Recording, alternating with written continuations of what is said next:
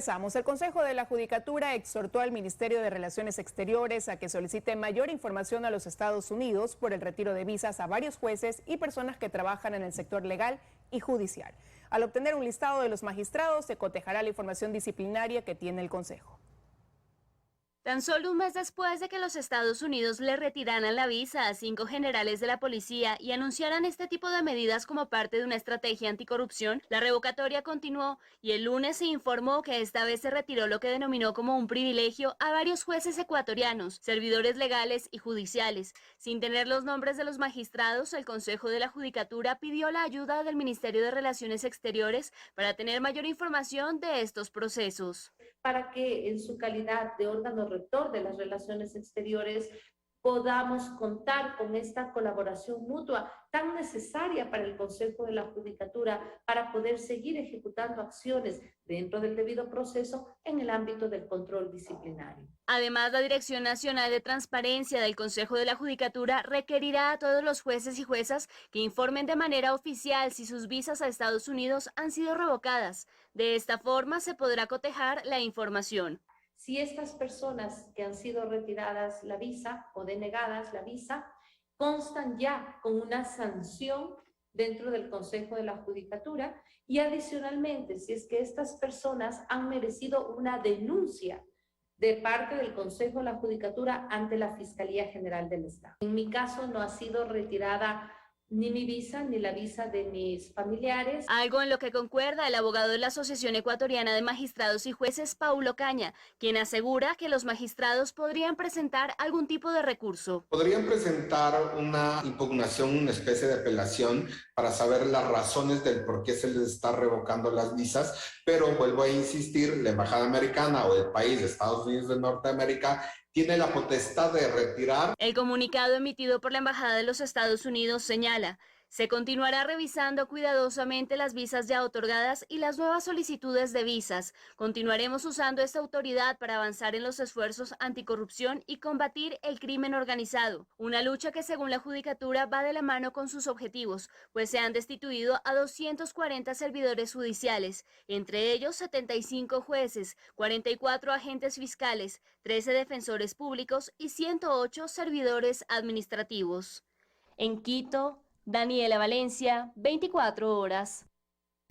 La Corte Provincial de Pichincha cambia de autoridades. Para este viernes se prevé la elección del presidente del organismo a través del voto secreto de los 46 integrantes de la Corte. Hay 3 candidatos y entre ellos está la jueza Dilsa Muñoz Moreno. Hoy conocemos algo más sobre ella. Es parte de la función judicial desde hace 20 años cuando ingresó a Fiscalía, pero hace 9 años está vinculada con la Corte Provincial de Pichincha como jueza del área penal. Dilsa Muñoz Moreno también registra un corto paso por la Corte Nacional de Justicia en calidad de jueza encargada entre el 2019 y 2020. Hoy Dilsa Muñoz cree que tras casi 2 décadas una mujer debe volver a presidir la Corte Provincial de Pichincha y por eso se ha postulado. Creo que se le debe dar la oportunidad en esta vez a una mujer.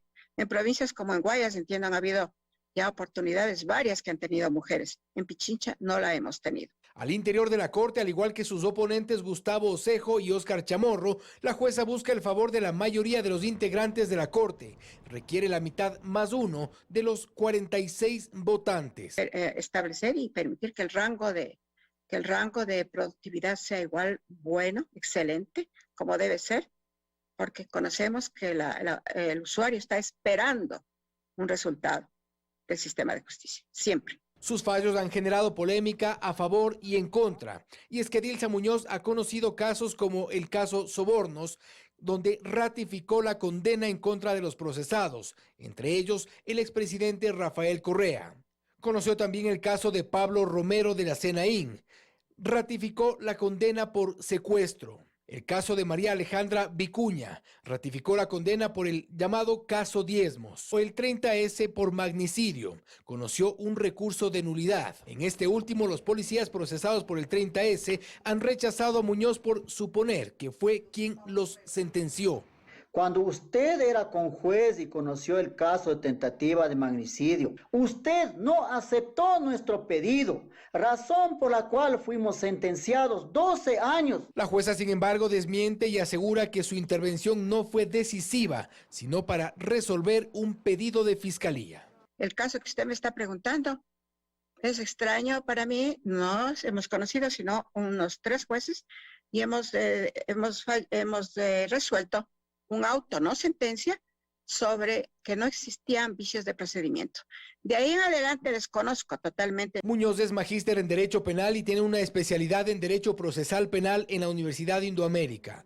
De ser electa, en sus manos caerían los casos de fuero que involucren, por ejemplo, a alcaldes o prefectos de Pichincha. En Quito, Fausto Yepes, 24 horas.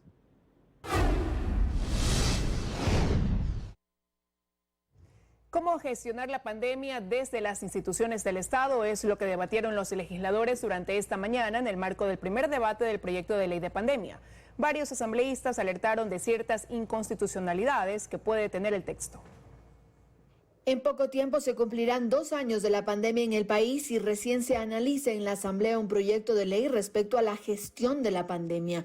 Lo hacen por un dictamen de la Corte Constitucional. El informe que se puso a discusión en el Pleno es uno que elaboró la Comisión de Salud, pues desde el Ejecutivo no se ha enviado un proyecto. Marcos Molina defiende que se ha realizado este texto que dice busca limitar algunos derechos. Como son la libertad de tránsito, reunión e inviolabilidad de domicilio, con la finalidad de precautelar derechos superiores como son el derecho a la salud y la vida. Sin embargo, en el debate los asambleístas advierten de una inconstitucionalidad. Me parece que es inconstitucional todo tipo de violación al domicilio. Pero aquí lo estamos poniendo en el artículo 1 dentro del objeto y nos estamos extralimitando no solo más allá de lo que dicen los dictámenes de la Corte, sino de toda la teoría constitucional que se ha construido durante siglos. No fue lo único que se cuestionó en este primer debate. El texto además propone sanciones para quienes incumplan con los protocolos que las autoridades dicten. Además de que ponen unas multas exorbitantes, ¿saben lo que significa poner la multa de un salario mínimo vital a una persona que gana un salario mínimo vital al mes? Destaco la revisión de los montos de las sanciones que han sido disminuidos en función de la falta cometida y respetando el principio de proporcionalidad. Pero ¿quiénes serán las autoridades que estarán al frente de estas decisiones? Este proyecto no otorga un cheque en blanco al COE. Esta entidad se limitará a coordinar, repito, coordinar acciones de las instituciones de diferentes niveles de gobierno. Cuidado, en vez de caminar hacia el fin de la pandemia, le agregamos combustible para que no termine. Sin embargo, otros legisladores aplaudieron la iniciativa de la Comisión de Salud por entregar este proyecto de ley respecto a la pandemia. En Quito, Andrea Samaniego, 24 horas.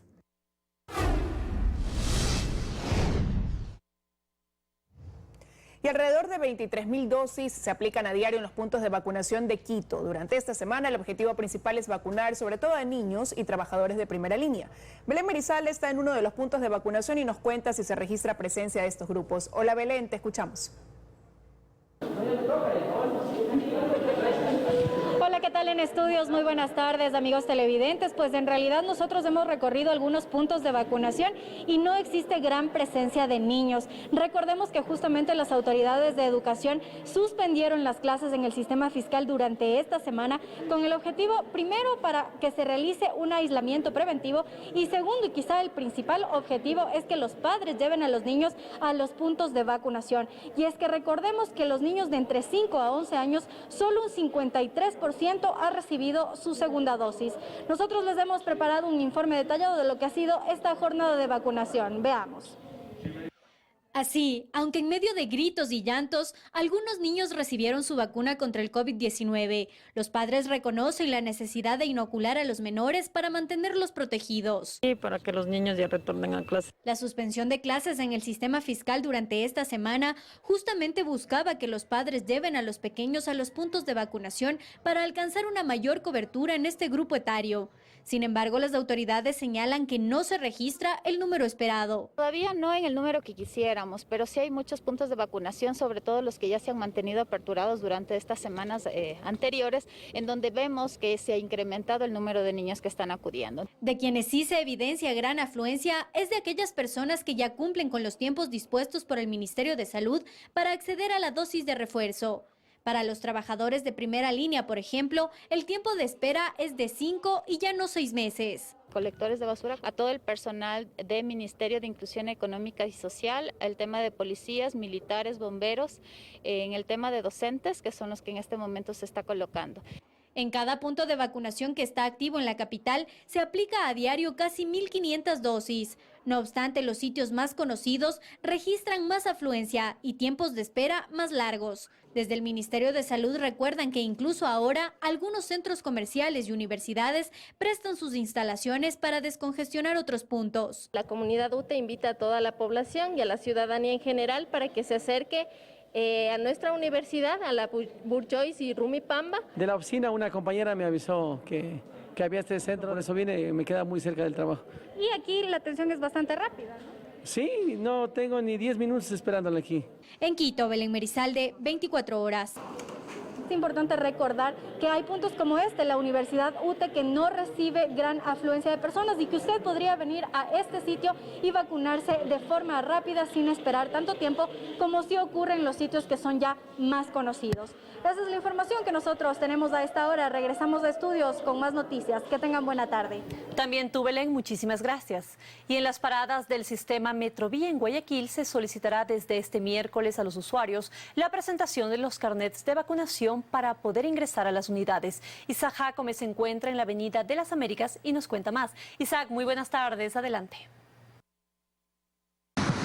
¿Qué tal? Buenas tardes. Es correcto, desde este miércoles inician los operativos de control por parte de la ATM y del municipio de Guayaquil para que las personas lleven consigo el certificado de vacunación previo a subirse a una unidad de la Metrovía. Las personas que no carguen este documento no van a poder acceder a este servicio. Asimismo, la alcaldesa de Guayaquil, Cintia Viteri, mencionó que habrá un incentivo para los centros comerciales que hagan cumplir en su totalidad las medidas de bioseguridad. Los detalles los tenemos en la siguiente nota. Brigadas realizarán controles en las 107 paradas y 4 terminales del sistema Metrovía para solicitar el carnet de vacunación de manera aleatoria a los pasajeros que ingresarán a las estaciones. Quienes no cuenten con el documento no podrán movilizarse en los articulados. Vamos a tener grupos itinerantes que van a dar la vuelta, con metropolitanos inclusive, pidiéndoles carnet aleatoriamente. A ti, si estás parada ahí, te tocó el día de hoy que te pida carnet, y si no lo tienes, si no estás vacunado, sube el bus. Además, les damos mascarillas y les ponemos alcohol. Todas estas medidas, debe conocerla la gente, empiezan a regir desde el día de mañana. No te arriesgues a que no puedas llegar a tu trabajo y te despidan, porque no te vamos a dejar subir a las Metrovías. La alcaldesa aseguró además que este control será más complicado para los buses del servicio urbano. Los buses se suben en las esquinas, donde sea para los buses. Es más difícil controlar en los buses. Estos controles también se realizarán a los pasajeros del sistema Aerovía.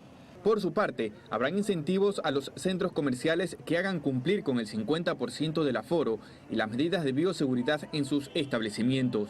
Si toman las medidas, un centro comercial exhaustivas, mascarilla, alcohol, piden el carnet a la entrada y todo, tendrán la posibilidad de tener más aforo. Si el otro no lo hace, sigue con el 50% de aforo. Las medidas son evaluadas cada día por el COE cantonal y en caso de que hayan aumentos de contagios, estas se endurecerán. Es por eso que nosotros hacemos un llamado a todas las personas que vayan a utilizar el sistema Metrovía desde este miércoles y también el de los buses urbanos para que lleven consigo el carnet de vacunación y evitarse algún inconveniente al querer trasladarse y subirse a una de estas unidades. Es lo que podemos informar desde acá, desde este punto. Ustedes continúan con más información en estudios. Buenas tardes. Buenas tardes para ti también, Isaac. Muchísimas gracias.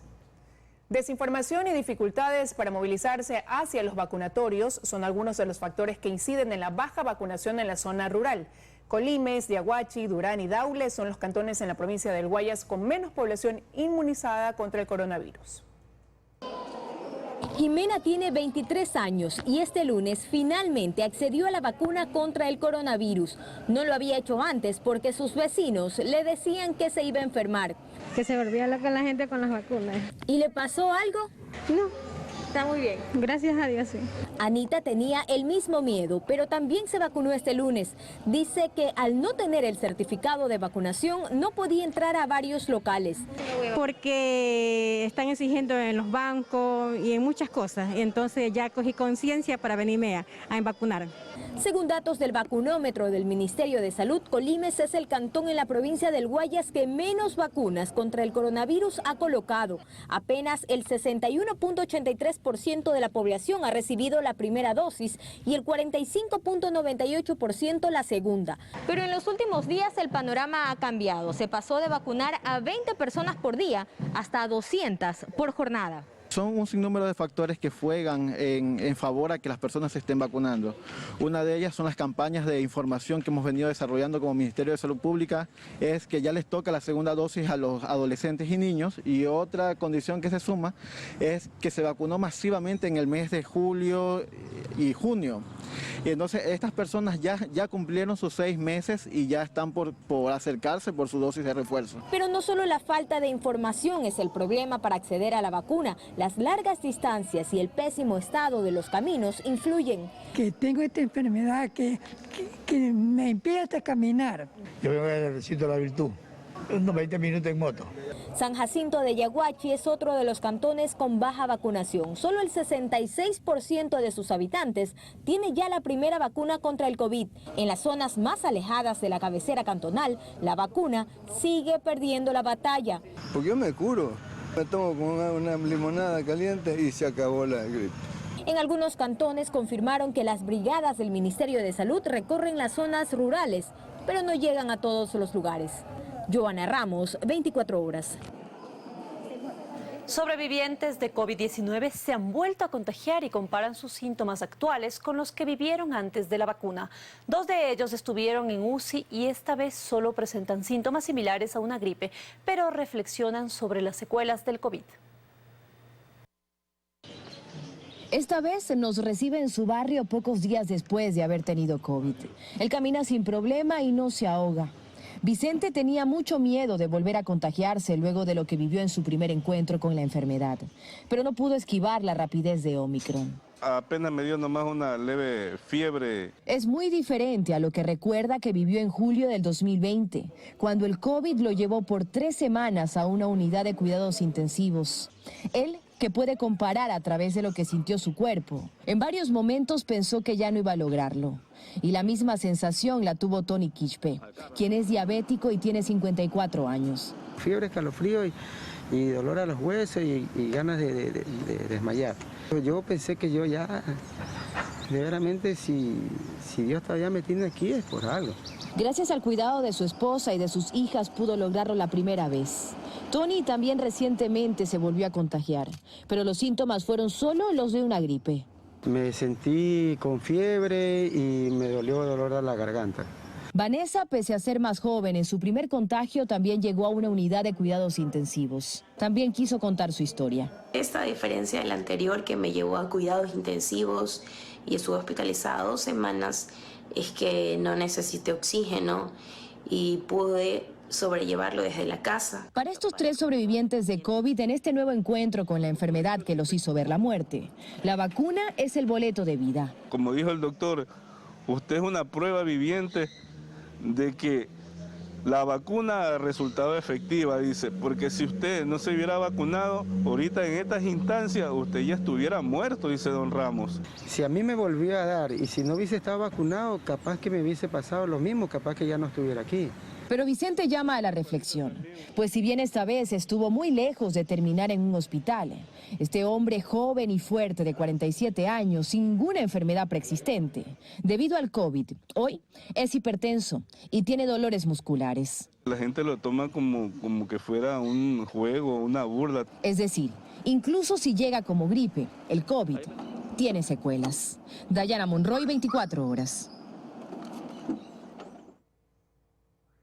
La cobertura médica para tratamientos por COVID-19 continúa generando impases entre usuarios y aseguradoras privadas tras casi 2 años de pandemia. La Superintendencia de Compañías continúa recibiendo reclamos. Luis Antonio Román, de 59 años de edad, sobrevivió al COVID-19. Estuvo 13 días internado en una clínica privada en Guayaquil. Presentó insuficiencia respiratoria, un cuadro crítico. Dejó todo en manos del personal médico y de su seguro privado. Canceló $5.000 como deducible. La cuenta total fue de $24.000. Como parte de su tratamiento necesitó 6 ampollas de Actemra. Pagó $2.160 por ellas, valor que su seguro privado se negó a devolver, argumentando que el uso de este medicamento no cumple con los parámetros de la aseguradora ni del Ministerio de Salud Pública. Sí, me parece extrañísimo que no quieran reconocer el valor que es importante de un medicamento que tuvieron que tratarle. Yo no le puedo decir, pero es posible que a lo mejor eso me salvó la vida, no lo sé. Román colocó un reclamo ante la Superintendencia de Compañías. Según la Dirección de Medicamentos del Ministerio de Salud Pública, este fármaco es recomendado en pacientes oncológicos, embarazadas, adultos mayores en etapa severa de la enfermedad y además cuenta con una autorización de la FDA para su uso de emergencia. Entonces, estamos acudiendo hoy a esa instancia ante las autoridades, en este caso la Superintendencia, que revisen el tema y que se... En marzo de 2020, vía decreto ejecutivo, se declaraba el estado de excepción a propósito de la grave crisis sanitaria en el país. En el documento se prohibía a las empresas de seguros de salud privada y medicina prepagada que limiten la cobertura para la adecuada evaluación, atención y tratamiento al usuario paciente afectado por COVID-19.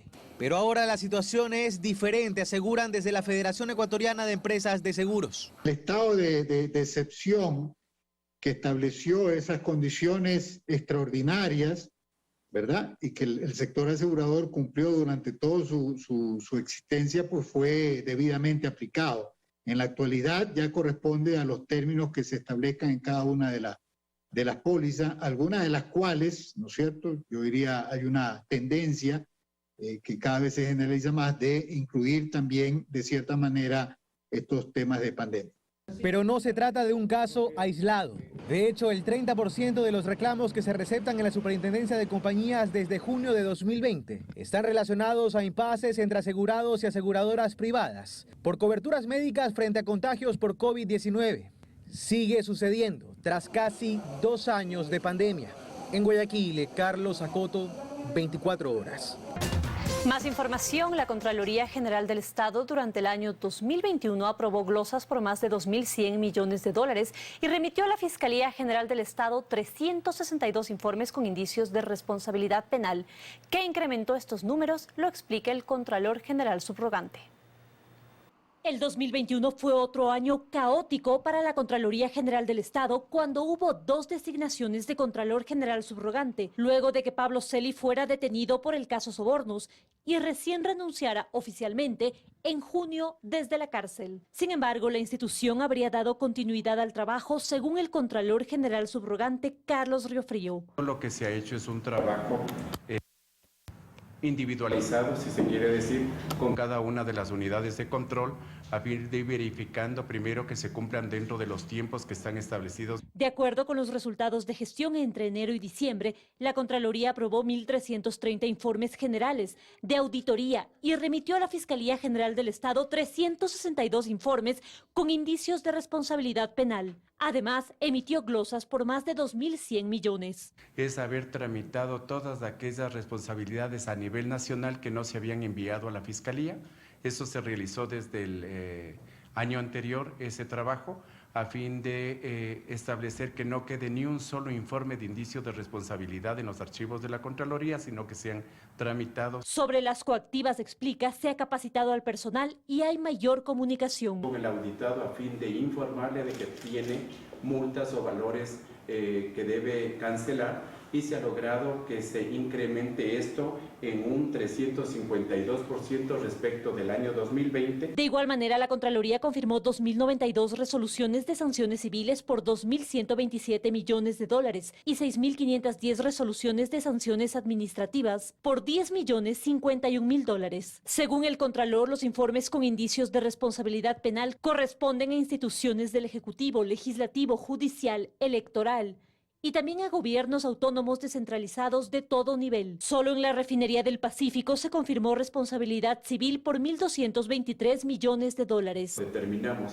que habían obras, por un lado, que no se habían ejecutado, otras que no constaban para ejecución y se habían cobrado, y lógicamente también especificaciones técnicas que no se habían cumplido. Todo esto, y era evidente realmente ir a visitar el sitio, con lo cual se determinó una glosa. Asimismo, la Contraloría actualizó la documentación afectada y recuperada tras el incendio provocado durante las protestas de octubre de 2019. Nosotros hemos a la fecha haber restablecido 47.000 expedientes. El edificio continúa en remodelación y aspiran a que una parte pueda pasarse a fines de abril y la totalidad de la Contraloría a mediados de este año. En Quito, María Gracia Acosta, 24 horas. Miembros de la Comisión de Fiscalización de la Asamblea Nacional entregaron al presidente de Colombia, Iván Duque, información sobre el caso Alex Saab y el holding empresarial que habría afectado a los dos países. Esta información será entregada a la Fiscalía de Colombia. Fue la entrega formal a Iván Duque en el Palacio de Nariño del documento que abarca el informe de 10.000 fojas certificadas sobre el caso Alex Saab. Fernando Villavicencio y los legisladores Bruno Segovia y Pedro Velasco se reunieron previamente con el presidente de Colombia y le explicaron el caso. La firma de un convenio con el expresidente Hugo Chávez y el expresidente Juan Manuel Santos fue un punto de quiebre para facilitar que una empresa de papel creada 5 días antes, aquí en Bogotá, me refiero a Fondo Global de Construcción de Alex Saab y Álvaro Pulido, opere desde Ecuador. Con toda la colaboración binacional, tendremos más elementos de juicio para aportar a que este delincuente tenga la sanción que le corresponde, pero adicionalmente que podamos develar todo lo que se cierne en las operaciones de blanqueo de dinero con empresas fachadas en toda América Latina. El informe, recordó Villavicencio, contiene información que permite identificar los vínculos de Alex Saab y sus socios. El objetivo de Alex Saab y Álvaro Pulido y el objetivo del chavismo era apropiarse, señor presidente, de las reservas de libre disponibilidad del Estado ecuatoriano. El Ecuador fue víctima de un asalto de las reservas. El presidente Duque dijo que la información será enviada a la autoridad competente. Y esperamos, una vez se adelante dicha reunión por parte de la Comisión de Fiscalización del Ecuador y la Fiscalía General de la República de Colombia, que se activen también todas las denuncias que correspondan y se actúe de conformidad con la Constitución y la ley. Y a quienes amenazan con juicios por mencionar sus vínculos con Saab, como es el caso de la ex senadora Piedad Córdoba, alineada con Nicolás Maduro y otros, Villavicencio señaló. Por favor, consigan buenos abogados, porque tienen que ir a enfrentar a la Fiscalía General del Estado, que acaba de abrir una indagación previa por peculado en contra de Rafael Correa y cerca de 100 que ella no conocía a Alex Saab. Es más, aquí está la prueba y lo hemos entregado, documentos certificados, entregados por el Ministerio de Gobierno de Ecuador y la Dirección de Aviación Civil, donde confirma que la señora Piedad Córdoba ha ingresado en varias ocasiones a Ecuador en vuelos privados. ¿Quiénes ingresan? Córdoba Ruiz Piedad, Castro Córdoba Camilo Andrés, Saab Morán Alex Naim. Así, la investigación del caso Alex Saab se realizará también en Colombia, en medio del compromiso de la lucha anticorrupción de los dos países. En Quito, María Gracia Acosta, 24 horas. El informe para segundo debate de la ley que garantiza el aborto por violación es analizado dentro de la Comisión de Justicia de la Asamblea. Los legisladores cambiaron el nombre de la ley y además decidieron que se puede abortar hasta las 28 semanas de gestación para mayores de 18 años y sin plazo para las niñas y adolescentes. Más de una hora les tomó a los asambleístas ponerse de acuerdo sobre los primeros puntos del informe. El título de la normativa respecto al aborto por violación tuvo algunas observaciones. El aborto no puede ser un derecho, porque se ha despenalizado el delito del aborto en caso de violación. Incluso las comas colocadas en el primer articulado están de manera tan precisa que sí se ajusta al título, sí se ajusta a la sentencia y sí se ajusta al derecho a que las niñas, adolescentes y mujeres tengan la oportunidad voluntaria de acceder a un aborto. Finalmente decidieron mediante votación eliminar la palabra derecho del título de la normativa que fue enviada por la Defensoría del Pueblo. Es así que ahora se llama Proyecto de Ley Orgánica que garantiza la interrupción voluntaria del embarazo para niñas, adolescentes y mujeres víctimas de violación. Los legisladores revisaron otros artículos como el 5 sobre los principios, uno de ellos el de la confidencialidad al momento de acceder a un aborto por violación. Y si una persona ha sido víctima de un delito y los médicos y el personal de salud intervienen y colaboran en este tema en particular, obviamente el testimonio de ellos es fundamental. Los médicos son testigos de oídas, a ellos no les consta el acto como tal, lo fundamental es que sean todo delito de violación y es el testimonio de la víctima. Otro que tuvo debate fue el artículo 12 respecto al acompañamiento de las niñas y adolescentes que hayan sido víctimas de violación para practicarse un aborto. Sin ser este acompañamiento un limitante para decidir sobre interrupción voluntaria del embarazo. Decidieron además que el plazo máximo para terminar con el embarazo sea hasta las 28 semanas de gestación para mayores de 18 años y sin plazo para niñas, adolescentes y personas con discapacidad. Esto deberá debatirse y someterse a votación en el Pleno de la Asamblea que aspiran sea el próximo 25 de enero, pues los tiempos de la Corte Constitucional siguen avanzando. En Quito, Andrea Samaniego, 24 horas. Todos los trabajadores en relación de dependencia y que ganen más de $11.310 al año deben presentar hasta fin de mes el formulario de proyección de gastos personales, para así beneficiarse de una menor retención del impuesto a la renta. ¿Sabe usted cómo realizar la proyección? Aquí una breve guía.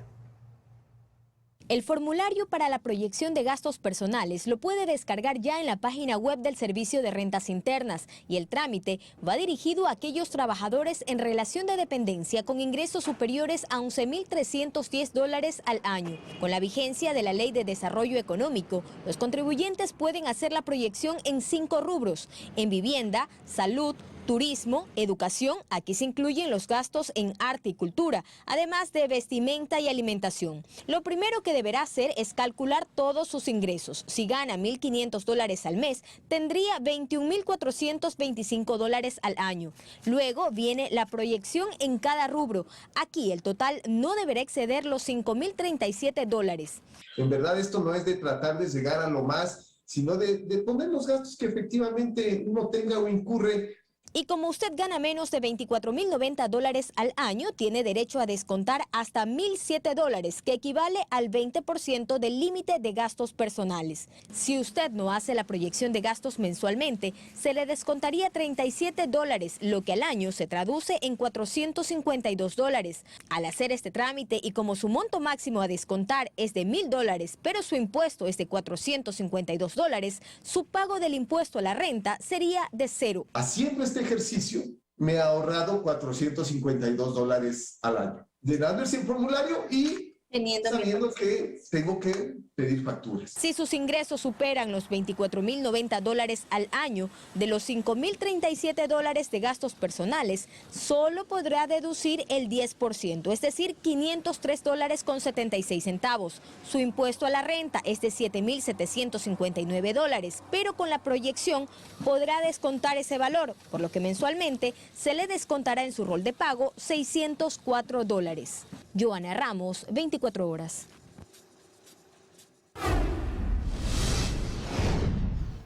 La mediación es una alternativa cada vez más utilizada en el proceso de divorcio entre una pareja. Los acuerdos obtenidos por medio de este método tienen el mismo efecto que una sentencia y evita el proceso judicial, consiguiendo, en la mayoría de casos, separaciones más amigables para las partes.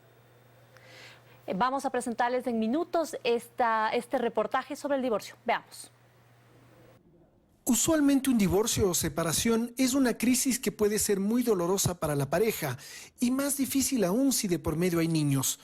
Además de la ruptura que conlleva una carga emocional fuerte, hay que ponerse de acuerdo en temas como la tenencia, las visitas y la pensión de alimentos. Se sobreentiende que ambos progenitores quieren lo mejor para sus hijos, pero cuando no hay acuerdo en la pareja sobre qué es lo mejor, entran en juego las decisiones judiciales en las que usualmente una de las partes se siente perdedora, afectando en muchos casos a los mismos hijos que se busca beneficiar. Una alternativa para evitar estas agrias disputas es acceder a un proceso de mediación. La mediación es un espacio para que las personas puedan conversar de los temas que tienen pendientes y tratar de construir un acuerdo que les haga sentido a los dos. En el Ecuador, la mediación tiene validez legal para llevar a cabo un proceso de divorcio en una notaría. Entonces, a diferencia de que cuando se van a un juez y el juez les da decidiendo con quién tiene que estar el niño y cómo tienen que ser las visitas y cuánto tienen que pagar de alimentos en base a alguna ley que hizo algún congresista hace millones de años, nosotros no tomamos las decisiones, sino que les ayudamos a los padres a que tomen esas decisiones en conjunto. Y la clave es que la mediación genera acuerdos entre personas que en muchos casos ya no encuentran ni un solo punto en común. Los dos están pasando por una etapa de crisis bien compleja, que no les deja imaginarse cómo va a ser el futuro y les cuesta aceptar también cómo va a ser la nueva realidad en donde tal vez no estén el 100% del tiempo con su hijo. Los mediadores saben que, incluso en las posiciones más irreconciliables, suele haber un fuerte punto de coincidencia.